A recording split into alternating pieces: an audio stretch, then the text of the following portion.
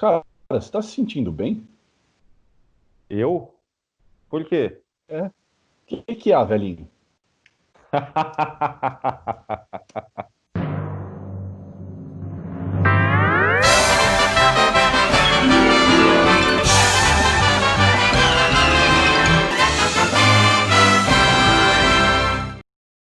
Nós estamos aqui para celebrar 80 anos de um dos personagens mais reconhecíveis aí da cultura geral. Se eu falasse cultura pop, talvez ficasse um negócio mais restrito, né? E não abarcasse também nossos pais e nossos avós, no caso, né? E hoje, se você colocar a figura do Pernalonga, eles vão saber do que se trata, né?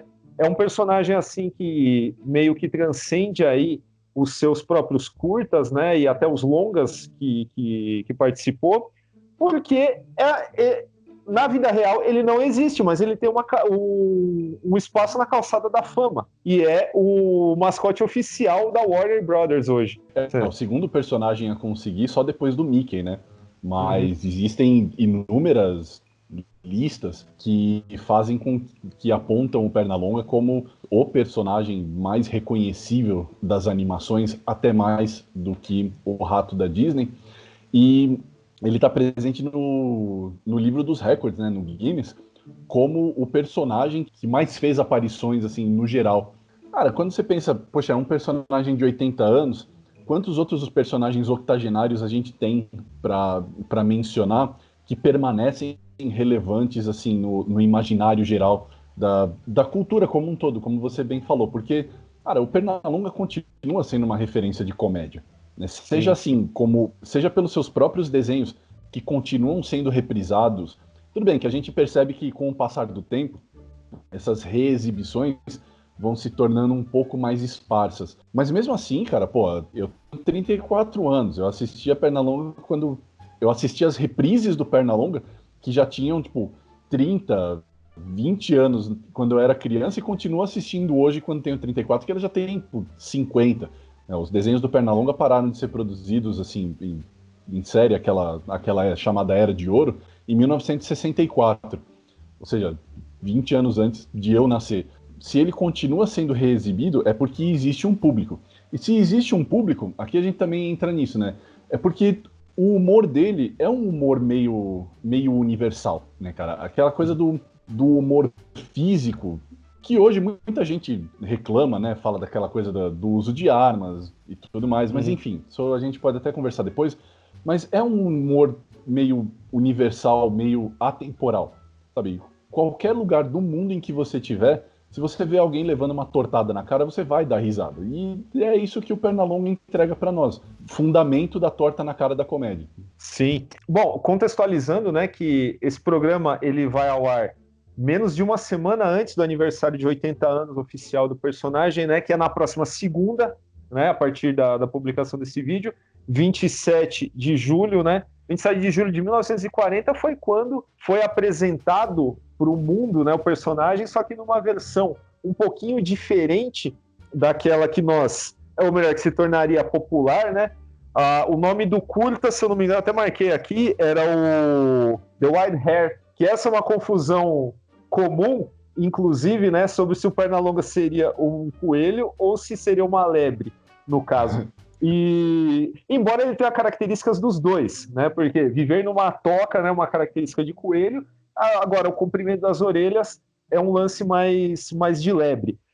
E é engraçado a gente lembrar também, cara, os caras que estiveram por trás dessa criação, porque todo mundo, ninguém lembra, né? Fala, pô, quem criou o Pernalonga, né? Todo mundo só associa o logo da Warner e dane-se. E o cara, por exemplo, o cara por trás do curta The Wild Hair é o Tex Avery, que é uma lenda da animação, né? O cara que, assim, o estúdio dele também deu ao mundo um outro personagem que é bem menos famoso, mas que, assim, todo mundo que conhece gosta, que é o Droop, né? Que tem uma característica mais Buster Keaton de ser do que né, do que mais a comédia do Pernalonga. Eu acho legal, cara, ver como esse lance, esse pedacinho, esse recorte histórico aí de 1940 até mais ou menos 44 e tal, ele traz alguns personagens com algumas características muito parecidas entre si, né? O Pernalonga até que ele é menos louco do que um outro cara muito famoso que apareceu naquela época,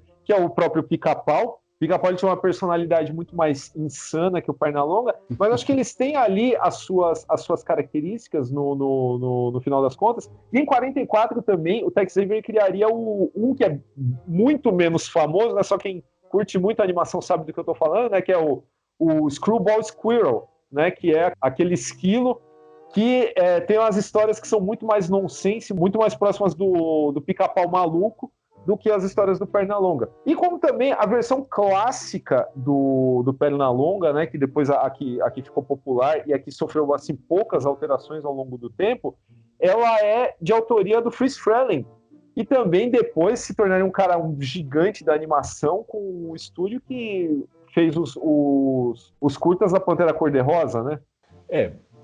Você falou da primeira aparição dele. É preciso lembrar que, assim, a gente está fazendo esse programa porque tem uma data redonda, a gente está com uns 80 anos que foi lançado essa animação, mas tem alguns historiadores que consideram a primeira aparição, a partir de 1938, como coadjuvante em uma animação do Gaguinho. E é interessante a gente lembrar isso porque daquela trinca mais famosa dos Looney Tunes, que é o Pernalonga, o Patolino e o Gaguinho, o Pernalonga foi o último a aparecer, porque o Patolino também já havia sido criado. Acho que muito em oposição ao humor do Pica-Pau, você falou, né? É um personagem muito insano. E você também fez uma menção ao Droop e ao Buster Keaton, que eu achei legal, porque era algo que eu já queria mencionar. O Pernalonga, a personalidade dele foi moldada de muitas formas referenciais, porque o Chuck Jones não queria que o Pernalonga fosse outro Pica-Pau, ele não queria que ele fosse um psicopata na forma de um roedor, como o Pica-Pau era um psicopata na forma de uma ave. Então, assim, apesar dele fazer umas coisas bem dementes com as pessoas que participam dos desenhos dele, é quase sempre um contra-ataque. Assim, todos os outros personagens, principalmente os vilões, né, por assim dizer, tipo o Eufrazino, o Hortelino ou o próprio Patolino, são caras que vão lá, enchem o saco dele, e aí quando ele se vê encurralado, ele fala, bom, tá bom, então agora eu vou fazer da sua vida um inferno. E tem muito a ver com um humor, da mesma forma que você mencionou, né? O Droop é baseado em muito um humor do Buster Keaton. O humor do Pernalonga também é baseado em que os caras consideram um tesouro da comédia americana, que é o Groucho Marx. Isso é tão verdade que, inclusive, você tem desenhos, episódios. É que hoje a gente chama de episódios, na época era filmes, né? Mas você tem filmes do Pernalonga em que ele imita o Groucho Marx. E a influência é bastante clara. Então, aliás, a cenoura seria um êmulo do charuto, né? Seria um êmulo do charuto, exatamente, ela tá ali para isso. É bacana a gente lembrar disso porque o Pernalonga, ele é um personagem tão importante para a história e para a cultura americana, porque ele fez até muito mais do que o Droop, né? Mas assim, ele fez com que a memória de uma parte dessa comédia, desse estilo de comédia, desse estilo de pensar, permanecesse durante muito mais tempo. Você mencionou o Tex Avery, que é um cara cuja carreira dependeu muito do sucesso do Pernalonga, e eu também mencionei agora o próprio Chuck Jones, cuja carreira também dependeu muito do sucesso desse personagem. E assim, qualquer pessoa que estuda...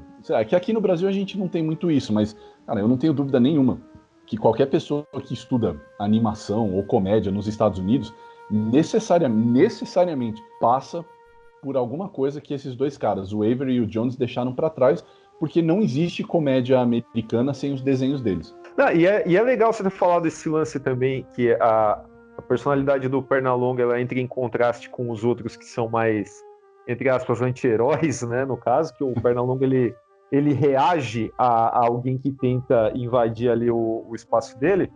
Isso tem muito a ver, cara, de alguma forma, com o tipo de comédia mais popular, né? Conforme a gente já trouxe o Buster Keaton aqui, mas a gente pode trazer inúmeros exemplos, até desde Chaplin, Três Patetas e por aí vai, que é o contra-ataque do injustiçado, né? Porque frequentemente você tem o lance, sabe? Alguém quer passar uma estrada ali na floresta onde tem a toca do Pernalonga e tal, e é a questão do progresso, né? Vamos lembrar que, é claro, o ludismo podia já não existir naquela época, mas era um negócio muito mais próximo das pessoas que viram esses desenhos pela primeira vez do que é para nós, né? Então, nesse sentido, existe assim um tipo de identificação com o público. E quando eu falo público, eu estou falando do cara comum, não estou falando do milionário, do capitalista super poderoso, né? Estou falando da galera comum. E isso é um negócio que as pessoas podem não perceber hoje, mas é um apelo universal. É como a história de Davi e Golias, né, cara? É incrível a gente estar trazendo esse tipo de reflexão para um negócio que parece tão pueril, né? Quanto desenhos do Looney Tunes, mas é a mais pura verdade, né? Eles funcionam, as coisas que nós citamos aqui, elas funcionam com os mesmos mecanismos, só mudou a embalagem, né? Sim, e é por isso que ele faz parte da cultura americana e, por consequência, da cultura global. Goste ou não, a gente é diretamente influenciado pelos caras, e eu não cresci assistindo desenhos brasileiros, eu cresci assistindo desenhos americanos. Então, o Pernalonga é uma parte importante da nossa formação cultural, principalmente essa cultura pop geral. E acho que o impacto dele é tão forte. Você falou do Pica-Pau. Aqui eu estou estritamente no plano da especulação, tá, pessoal? Não é nada que esteja escrito, que eu li escrito em algum lugar. Mas você pega, por exemplo, o personagem do Pica-Pau e essa preocupação do Chuck Jones de fazer com que o Pernalonga fosse um personagem reativo. A comédia dele era física, envolvia as mesmas coisas que, para o público contemporâneo, pode ser difícil de ser aceito, mas ainda assim ele era um personagem reativo, ou seja, havia uma justificativa para o comportamento dele. A versão inicial do Pica-Pau é como a gente falou, era o Pica-Pau psicopata, era o pássaro que ia lá e fazia da vida de todo mundo um inferno, porque, enfim, para ele era engraçado. No caso do Pernalonga, o Chuck Jones quis que ele fosse um personagem reativo e posteriormente só, aí eu não vou saber a data direito, mas a gente tem um novo, assim como o próprio Pernalonga, né, o Pica-Pau vai ganhando novos designs, mas quando ele muda daquela penugem reta da cabeça, que é o visual psicopata, para aquele topetinho que ele ganha, e é um visual mais fofinho, ele também passa a ganhar uma personalidade que é muito mais próxima daquela do Pernalonga. Porque você falou, né, é sempre uma história, no Pernalonga tem sempre a historinha do cara que quer passar a rodovia no meio da floresta e vai passar por cima da árvore dele. A gente também vê isso no Pica-Pau quando ele fica na versão mais fofinha. E isso é provável que seja influência do sucesso do Pernalonga, porque, assim, também preciso lembrar ao amigo espectador que a gente está falando de uma outra época do cinema e das mídias audiovisuais, né? O auge do Pernalonga foi durante os anos 40 e 50. E quando a gente fala de auge, a gente está falando de Oscar. Cara, é um desenho do Pernalonga que ganhou Oscar. Né? Não é pouca coisa, não é pouco reconhecimento que esse personagem obteve. Então, assim, esse é o tamanho da influência dele. Inclusive, eu falei agora dos anos 40. Houve um conjunto de desenhos em que o Pernalonga era o personagem ativo, que ele fazia da vida das pessoas um inferno. Mas quem eram essas pessoas? Eram personagens tipo Hitler, soldados japoneses. Durante a Segunda Guerra, a gente sabe que durante a Segunda Guerra, assim como, por exemplo, a gente vive falando aqui os super-heróis, o Pernalonga também foi cooptado pela máquina de propaganda americana para divertir e entreter as pessoas e reafirmar para elas que a guerra ia bem, que a guerra estava segura. Para quem ficava nos Estados Unidos, para quem não estava lutando no front, havia a oportunidade de ver a guerra como uma comédia para tentar aliviar a barra de todo mundo. E o Pernalonga fundamentou as suas bases como um personagem influente na cultura norte-americana nesse período também dessa forma. Muito embora alguns dos desenhos mais conhecidos dele sejam justamente na fase posterior, inclusive durante os anos 50, que é quando a gente tem alguns exemplares épicos, maravilhosos, como um dos meus desenhos favoritos da vida, que é o Pernalonga e o Hortelino na ópera, emulando o Richard Wagner, que puta que pariu, cara. 34 anos nas costas, eu ainda dou risada daquela merda. Lembrando, foi até bom você ter falado da questão da propaganda ideológica, porque tem um desenho que o encerramento é o Pernalonga aparecendo vestido de Stalin, né? Inclusive com seu bigode. Sim. O que seria, assim, 5 anos depois, seria inconcebível para o mesmo público, né? Isso é muito engraçado. Apesar da era de ouro dele ter sido interrompida ali em 1964, a popularidade dele não diminuiu, né? Inclusive, assim, houve ali um hiato entre os anos 70 e 80 de produção, mas, de novo, a popularidade dele não diminuiu tanto assim. E nos anos 90, a Warner Brothers redescobriu o seu potencial de comédia e de animação, inclusive, assim, usando a influência do Pernalonga para desenvolver novos personagens que se tornaram tão populares quanto, inclusive com a ajuda de nomes como Steven Spielberg, que estavam presentes ali no estúdio e capitanearam iniciativas como o humor do Freakazoid e também a versão jovem dos Looney Tunes, os Tiny Toons, que foram extremamente populares. E nos anos 90, essa popularidade atingiu um tal ponto que eles fizeram um filme que, assim, a gente não vai entrar em méritos de é bom ou é ruim. Eu assisti esse filme umas 25 vezes, agora que ele foi para Netflix, assisti mais uma, porque tem um dos meus atletas favoritos na vida e tem os Looney Tunes, então foda-se, eu adoro Space Jam, é do cacete, é Pernalonga e Michael Jordan. Só que assim, a parte do juízo de gosto, cara, a gente precisa lembrar que o Michael Jordan era o maior nome dos esportes nos anos 90, o maior nome do planeta. E era uma marca extremamente valiosa.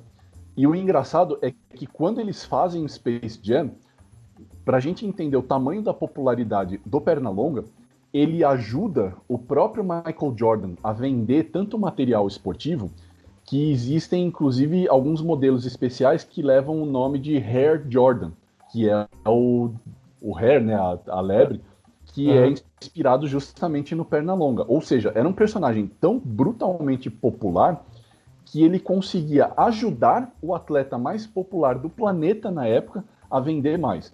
Esse é o tamanho do Pernalonga, para a gente deixar absolutamente claro.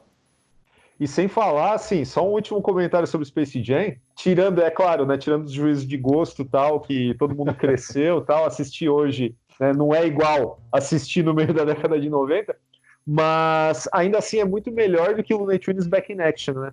Sim, infelizmente, não dá para acertar todas. Né? E assim, só ainda nessa questão da transição do personagem, de novo, ele parou de ter o grosso das suas animações, assim, a sua era de ouro, produzida em 64. E hoje a gente tem um pouco mais de dificuldade de assistir algumas coisas porque existe sim um trabalho para desassociar esses desenhos muito da violência física que existia neles, né? Isso é complicado, é um tema muito delicado e eu acho que ele precisa ser bastante conversado porque tudo que a gente disse até agora foi nesse sentido de reafirmar o personagem como uma influência importante para a cultura e para a história das animações como um todo, né? Eu mencionei aqui agora há pouco, poxa, o desenho levou Oscars para casa. Isso significa que ele apresentou algum tipo de vanguardismo, algum tipo de técnica de animação tão refinada que valeu a pena dar esse prêmio para ele. E para o espectador não ter dúvidas, isso realizou uma enorme influência sobre animadores que vieram depois. A Warner Brothers um dia foi a grande referência de animação da indústria norte-americana e, por consequência, da indústria global. E isso significa alguma coisa. Os nossos valores mudaram, a gente já não cultiva mais os valores que existiam naquela época, mas, assim, acho que é possível ainda fazer um filtro. Existem inúmeros episódios que não lidam necessariamente com uma violência tão gráfica, tão explícita que as crianças podem entender. Existe sim, isso eu falo até como educador, existe sim um excesso de preciosismo de muitos acadêmicos, muitos intérpretes sobre o quanto a criança consegue lidar com esse tipo de violência gráfica, porque muitas vezes essas crianças se sentem tratadas de forma estupidificante. E isso eu falo coisas que eu ouvi de alunos, assim, o excesso de zelo os irrita também. Né? E isso, muitas vezes, pode provocar o efeito contrário. Às vezes a gente provoca tanta censura sobre elas que elas acabam justamente indo por conta própria atrás desse tipo de material sem o nosso bom senso para filtrar isso para elas. Então, assim, não deixemos de assistir o Pernalonga. Ainda é um personagem muito importante, é muito divertido e ele pode ser reinterpretado para os novos tempos com toda facilidade. Aliás, o que você acabou de falar é um dos motivos pelas quais os Três Patetas andam bem esquecidos hoje em dia, né?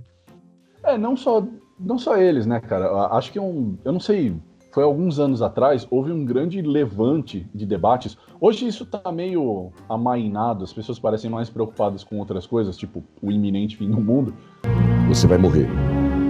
Mas alguns anos atrás havia uma preocupação geral, principalmente em relação aos desenhos do Tom e Jerry, que também tinham aquela carga de potencial racismo, etc. E houve muito debate em torno desses desenhos antigos, e sempre existe aquela ala mais extremista que simplesmente parte para a perspectiva da censura logo de uma vez. Coisa a qual eu, e eu sei que você também, nos opomos veementemente. Existe uma versão recente dos Looney Tunes, inclusive um design novo, né, do Pernalonga, e eu imagino que esses temas tenham sido muito, muito mais arrefecidos. Mas eu acho muito difícil que ele tenha perdido potencial em comédia por causa disso, porque existem inúmeras maneiras de você fazer comédia física sem precisar usar esses recursos. Essa parte da minha fala é só no sentido de não batam no que não é preciso ser batido. Tá? É um personagem extremamente relevante, extremamente divertido, e a gente não estaria falando dele aqui se não fosse.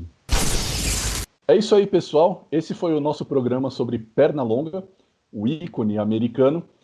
Gostou? Deixa aí o seu like, inscreva-se no canal e ative o sininho para toda vez que a gente publicar um vídeo novo você for avisado. Não se esqueça de entrar no nosso site formiguaelétrica.com.br. Lá você encontra o nosso podcast que você também pode baixar do Spotify e do SoundCloud. Procure a gente nas redes sociais, Facebook e Instagram. Se tiver críticas, sugestões, mande e-mail para natela@formiguaelétrica.com.br. E não se esqueça de que o Formiga Elétrica tem uma campanha no Apoia-se, apoia.se/Formiga Elétrica, e você pode contribuir para nós continuarmos a encher o nosso estoque de cenouras e de novos vídeos todas as semanas. É isso, tchau!